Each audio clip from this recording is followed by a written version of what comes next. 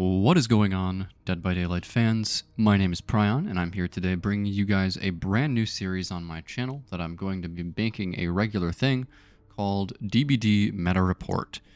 So this is going to be for the week of September 14, 2025, and what this series is going to be is a short and informal radio show where I talk about what's going on in Dead by Daylight gameplay and balance-wise every week, and just go over just what's happening as far as PTBs, buffs, nerfs, current meta, things I don't like, things you might not like, just kind of what's going on in the community from the perspective of a player that likes to win in Dead by Daylight, optimize their strategy, and just kind of know why things work, and you know, just kind of like on a different level than most of the casual players that play this game and like run to yellow with windows of opportunity.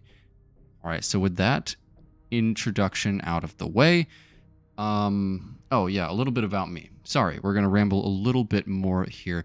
I am a competitive Dead by Daylight caster and streamer, amateur competitive player myself. You can find me on Twitch at prion_TV with the Pokemon Reuniclus profile picture. I stream most days, and if you like this, please subscribe. I would love to have you. All right, so getting into what I have for you guys here today. Not sure how long this is going to go, but we are going to start with my little report on the important buffs and nerfs that are coming to perks and killers in the next PTB, which is going to be Sinister Grace hitting the live servers with the Krasu as the new killer and V as the survivor. So first I want to talk about Oppression. Oppression is a perk that was already pretty good, but it was a little bit overshadowed by some other gen-kicking perks like Eruption. It had a niche use in competitive DBD due to the fact that the separate generator regressions that trigger from it across the map don't actually count as a kick event. So Oppression was being used in competitive to bypass the entity blocker to an extent. So Oppression is getting buffed in the Sinister Grace chapter to affect 4 generators instead of 3, and then its cooldown is getting even further reduced. This is going to make it even better than it was before. It synergizes with other gen kick perks really well, and it's also getting better because things around it are getting worse. Pop Goes the Weasel is frankly dead. It has been nerfed to 15% from 20. Remember, it used to be 25%, and now it's just frankly going to be useless at this point. So Pop Goes the Weasel is going to die. Eruption is also going to be heavily nerfed by 50%, even down to 5% from 10. Remember, it used to be even more than 10% as well. So with Eruption getting nerfed all the way down to 5%, it's going to do almost nothing if it hits a gen that a survivor is currently working on. And the main value of Eruption, in my opinion, was always the fact that it could hit gens that survivors had stopped working on and left for later, and then it would be left to regress the gen kind of untouched, and it could kind of passively zero out gens if the survivors didn't go back to them quickly enough. This is the niche that Oppression is going to fill now. I know there are people, every time I bring up Oppression, they say, oh, but good survivors will never miss the skill check. You're not playing Oppression for the skill check. You're playing Oppression for getting the gen in the corner of the map that they left to go get a save to start regressing, and then they come back to it 2 minutes later, and it's like at 20% from 90. So that's why I think Oppression is going to be really good in the coming meta. Be sure to try it out on killers that can afford to kick a lot of gens. Alright, next perk change that is really important here is that Vigil is no longer going to stack. So survivors, say goodbye to your 12.5 second sprint burst with the 4 stacked Vigils. It's still going to be an extremely strong perk, and it's still pretty problematic against killers that inflict status effects, but hey, at least you're not going to be seeing any more 12-second sprint bursts. Pain Resonance is also kind of getting destroyed. It's only going to be 12% now, when it was 20 before, down from 25. So yeah, Pain Resonance, is it even worth it anymore? Maybe only on the strongest killers in the game. I think we're really going to be seeing a meta shift here, with as well Deadman's Switch getting completely gutted down to 35 seconds of blocking on 1 generator only. It'll still be useful with Pain Resonance, but at this point, with the numbers on both of those perks getting gutted, is it really worth it over playing a different build? we will have to see. Because aside from that, another archetype of killer build is coming back into the spotlight, and that's going to be totems, because Ruin has been increased back to 150% regression. I foresee that we might be in a totem meta sometime soon, so I guess strap on those bones and try out a new killer build on the Sinister Grace patch. Maybe something you haven't done in a very long time with, I don't know, Ruin Pentimento, Undying, Thrill of the Hunt, stuff like that. So, interesting meta shakeup coming. And one last note on the killer perks, Ultimate Weapon actually got buffed pretty significantly, to the point where you might want to be using it again on mobility killers that can actually take advantage of the information it gives.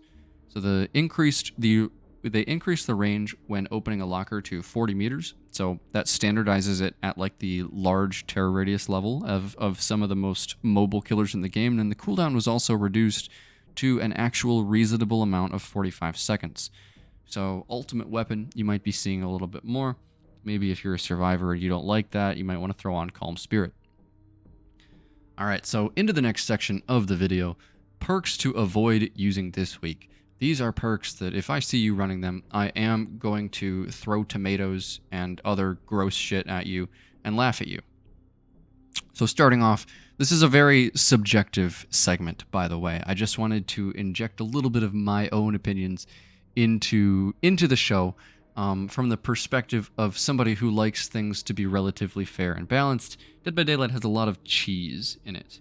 Things that, if you had known about them, you might have actually had a chance to win. Things that make your decisions feel like they didn't matter, or some would say unfair. Things that get banned in competitive tournaments for very good reasons.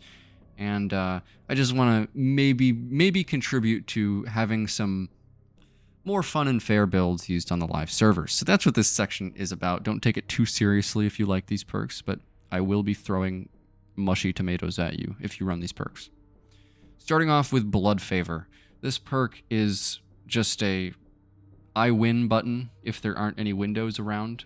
If you get hit with this as survivor and you're like on the game or some sort of area of the map that just doesn't have a window, you just kind of die. So that's very fun, very interactive, and the fact that it's a Hex Totem makes it extremely feast or famine. It can be cleansed before it even does anything. Pretty unhealthy perk overall, and I always groan when I see it. So don't run it if you don't want me to throw rotten fruit at you. Second, we have Enduring Spirit Fury. No low-tier killer mains, Enduring Spirit Fury is not a chase power. You cannot throw Enduring and Spirit Fury on and say, look, now my Legion can actually end chases. I mean, you can, but I will laugh at you. End Fury makes the game extremely boring for survivors because the only thing that you can do is just pre-drop every single pallet to avoid it activating, and then all the gens are done and the killer wonders, hey, why did all the gens get done? Oh, it's because I dedicated 3/4 of my build to outplaying. Well, did you even really outplay it? I dedicated 3/4 of my build to destroying one pallet that was dropped on my head. Now I got my down, but all the gens are done. What happened? Yeah, I don't like End Fury. I think it's boring. It reduces counterplay and chase, and frankly, just makes me want to fall asleep. And lastly, let's move over to the Nurse. Stop running aura perks on the Nurse. You really don't need to be doing all that. I mean, if you're new to the Nurse and you just want to learn her, run them for a little bit, but you don't need to be doing all that as a P100 Nurse. Take off the Nowhere to Hide, and you should be able to find those survivors with your game sense if you've played that much Nurse. I will be making fun of any training wheels nurses that I see with Nowhere to Hide. Maybe throw on a more simple build with just, I don't know, some chill agitation and scourge hooks, anything like that. Not Floods of Rage, though. Almost made a little mistake there. Anyways, into the next segment here, I want to talk about, briefly, competitive survivor win streaking. And to that end, what exactly do you even do as a killer if you come up against the Invictus survivor win streak, which is currently, I believe, almost up to 200? Invictus is the best competitive team in the world, and they are win streaking on Survivor right now. And these are the greatest survivors in the entire world. They pretty much make a fool of every killer that they go against. They lost their last win streak on Forgotten Ruins against a Legion, where the Legion player was extremely good, but frankly, Invictus made a ton of mistakes. So The first thing that you want to do if you get in a lobby with these people is understand that you're probably going to lose. If you go in expecting to beat these guys and you're not like a competitive tournament level killer, especially if you're not playing a very strong killer on the tier list, you're probably going to be extremely frustrated. These guys have perfect callouts. They run tiles extremely well, can extract value from even the worst setups, like little edge map palettes. They win 50-50s. They almost feel like 70-30s against these guys. And if you're playing a killer that's not very strong, or you just can't hold a candle to these guys' hours, which, let's be honest, who really can? You want to approach this from a learning perspective. But if you really do want to actually have a chance at getting that win, you need a few things. First, you need to be able to instantly identify a 3-gen to hold on your map. This is something that a lot of casual or public match players rarely do. You need to be doing it from the second you spawn in if you know that you're against a win-streaking team. And then second, easier said than done, but your first chase needs to end very quickly. That is extremely important against teams like this who will double or triple out a first gen if they see an S tier killer, or will split on 3 gens if the killer is a low tier, to instantly put you down to 2 gens if you have a bad chase against their first survivor, who will be probably a 1v1 leaderboard champion from the DBD League Discord server. So first chase needs to be really fast, and then if you are able to get that down, you need to actually think about your hook placement. Bring them into your 3 gen, try to get them towards a gen that has a ton of progress and kick it, and then if you finally get that far, then you need to be ready to deal with 2 shoulder the burdens: Dead Hard, Decisive Strike, Deliverance, Conviction, all of the works, because these guys have rules where they can each have 2 of a perk on the team. And yeah, they run 2 shoulder the burden builds: Babysitter, Deliverance, Off the Record, and Lithe. All of that good stuff. The only things that they don't run are extremely broken add-ons like syringes and brand new parts. So, frankly, you need to start fast, never let up, and constantly outplay the best survivors in the world in chase. So good luck. I've seen a couple of people talking about, like, man, just seeing Dead by Daylight played at the peak of Survivor gameplay like this, what do you even do? So I just wanted to add kind of a little bit of a starting point for aspiring killer players who really want to get better and might be really frustrated if they come up against survivors like this. All right, so getting into the last section of the video here, I want to talk about a weekly tier list. We're going to do a different tier list every week on this show, and the first one that we're going to be going over here is a Sinister Grace release patch tier list. So I've made a little tier list here with including the Krasu, and you might see it on the screen now. There's probably already something that you're disagreeing with. Go put it in the comments for engagement. But before I even get into anything here, I want to explain the assumptions that we make. So assumptions on a tier list are what categories and kind of rules are we grading these killers on. So those rules are: the map is random, the survivors are extremely good, they are in a team and on Discord, communicating in a pertinent manner, and the killer is being played to its full potential without game-breaking add-ons.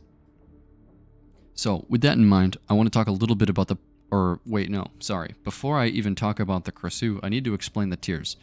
So your S tier killers at the top, that's only Nurse and Blight. The S tier means that these are the strongest killers in the game. They are very rarely map dependent, and they can easily 4K no matter how good the survivors are. These are killers that are going to be getting 4K 2s and 4K 3s in most of their games, even in tournaments against the best survivors in the world. So it should be no surprise to see that it's only Nurse and Blight there. The S- tier, one below that, these are extremely strong killers that have high outplay potential against the best players in the world, but they might be a little bit more map dependent, or have a less consistent power, or maybe be more punished for missing. So map dependence is going to come in the form of like Hillbilly getting Larry's, or Spirit getting a huge map, Singularity getting an indoor map, stuff like that. But these are still extremely good killers that you would need to lock in against if you were on a survivor win streak. So still really fun killers, really strong, just a little bit below Nurse and Blight. So the A tier is full of killers who would have no trouble 4K'ing teams of good public match survivors, but have very exploitable weaknesses against competitive level teams, such as lacking mobility or being hard countered by good team play. Lacking mobility is going to come in the form of every killer here except for Freddy, who obviously has that really good gen teleport. But yeah, the A tier killers here, you're gonna win most of your games on the live servers. But once you come up against a competitive team without balancing rules, these killers are really going to struggle. The way that competitive teams can path against an artist or stealth out an Oni's entire power, you're just never going to see that in regular games. So although these killers are really good and absolutely worth playing and really fun, they have clear weaknesses that only show when you're against the best survivors in the game.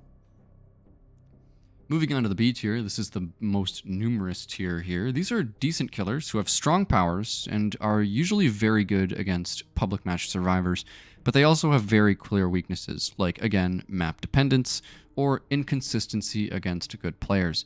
These are killers that are pretty easy to counterplay and dodge if you just have a few hundred hours in the game. Stuff like Unknown, just running into him to dodge the UVX.